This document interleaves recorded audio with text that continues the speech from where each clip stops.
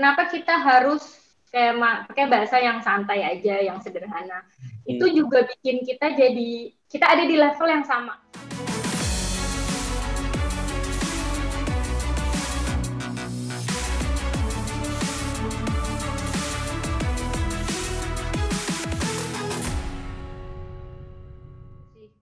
Kalau ada yang kelewat nanti aku tambahin lagi. Kita kan dipancing dengan pertanyaan. Iya. Ini pembahasan seperti ini cuma di arsitek ya.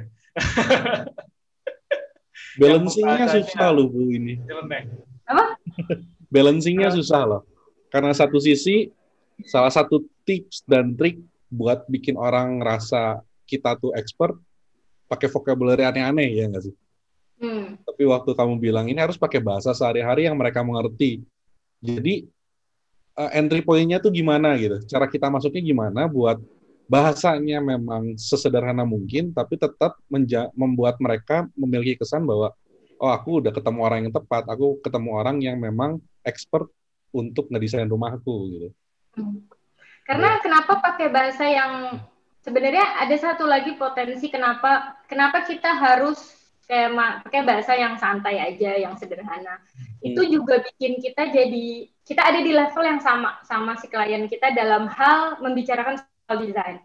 Meaning itu berarti mereka akan secara lebih terbuka dan lebih santai dan lebih enak menceritakan sebenarnya apa yang ada di kepala mereka, ide mereka, kebutuhan mereka. Dan sebenarnya dalam berarsitektur, dalam menciptakan arsitektur itu kan kolaborasi ya kita sama si klien. Sebenarnya itu gitu, itu nggak pure kita gitu. Kalau ini pengalaman saya ya sebagai arsitek muda gitu, nggak pernah nih pure kita doang, ide kita doang gitu. Tapi itu semua kolaborasi dan balik lagi ego kita itu akan ditempa gitu, bahwa sebenarnya kalian tuh bukan siapa-siapa gitu tanpa adanya klien ini.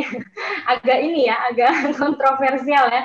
Cuman kalian tuh butuh mereka karena mereka akan mengimbangi ide kalian terus dengan kebutuhan si klien. Jadi it's all about collaboration sebenarnya. Dengan kita ada di level yang sama sama mereka, itu akan membuat sama-sama terbuka. Saya sering kok bahkan ide mereka tuh saya merasa ini ide keren banget. Oh iya benar-benar gitu. Jadi kenapa? Karena mereka tuh misalnya pembisnis ya, mereka udah sering kemana-mana, mereka bahkan mungkin melihat hal lebih banyak daripada kita. Mereka travel around the world, mereka melihat hal yang lebih banyak, lebih keren daripada yang saya lihat gitu. Mereka udah biasa running bisnis, mereka tahu mana yang paling efisien. Atau misalnya mereka mau bikin rumah, mereka yang paling tahu gimana mereka berkegiatan. Jadi it's all about collaboration gitu. Jadi cobalah dianggapnya kayak gitu, jangan dianggap kayak oh ya udah nih arsiteknya gitu loh harus nurut gitu. Itu ceritanya. Apalagi bisa desain sendiri malahan ya. Kadang-kadang gitu, kadang-kadang nih ya ada klien datang ke saya udah ada denahnya gitu. Terus saya mesti gimana? Ya saya bakalan terima dan saya akan perbaiki gimana ini saya akan olah lagi gimana biar secara ruang efisien, secara sirkulasi juga enak gitu. Tapi basicnya dari mereka it's okay for me gitu menurut gue, karena balik lagi ini kolaborasi kok sebenarnya gitu.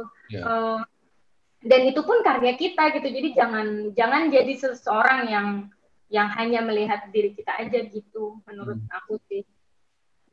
Iya, kira-kira gitu. Dengan itu otomatis bakalan, oh iya mbak, oke, gitu, aku suka gitu. Jadi nggak ada entry point yang bagaimana Anda setuju ya? Enggak ada entry point, jadi ngalir aja gitu. Nggak ada sesuatu yang gitu, nggak ada sih. Semengalir itu sih kalau kita gitu.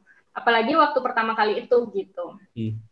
Kira-kira gitu. Kan nih, ini out of the box yang ke poin kesekiannya bahwa kalau selama ini banyak yang nyangka bahwa klien nyari seseorang yang bisa menunjukkan ekspertisnya, sebenarnya goalnya tuh klien mencari seseorang yang bisa diajak kolaborasi ya. Nyatuin ide. Iya, karena gini. Oh iya, waktu itu aku mention ini kan soal benang kusut itu kan, ingat nggak? Iya, jadi kita ngeliatnya gini, klien tuh ngasih kita benang kusut nih, tak gumpel gitu.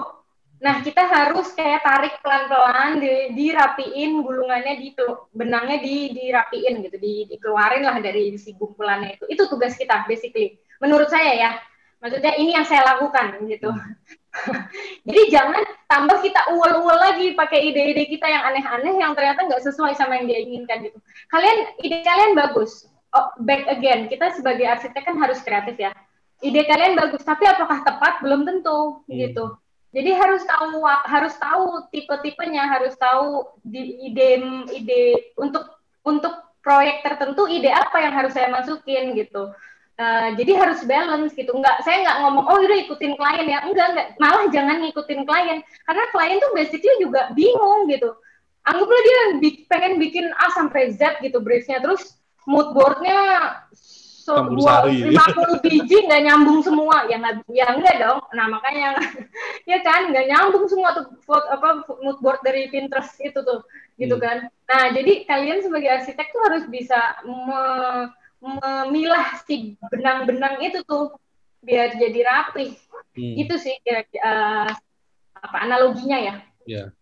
Kayak ini pertanyaan agak kepo sih ya kan. Kalau tadi kan bilang kan semua marketingnya itu dari internet semua ya kan. Itu dapat kerjaan di Maldives itu juga dari internet. Iya. Jadi ya kebetulan tahun lalu ya, berarti 2019 kita ada proyek di Maldives. Masih ya karena proyek besar sih, jadi masih ongoing sih sampai sekarang gitu. Iya kita juga kaget sih Maldives. Bahkan surprisingly kita banyak dapat requirement tuh dari India.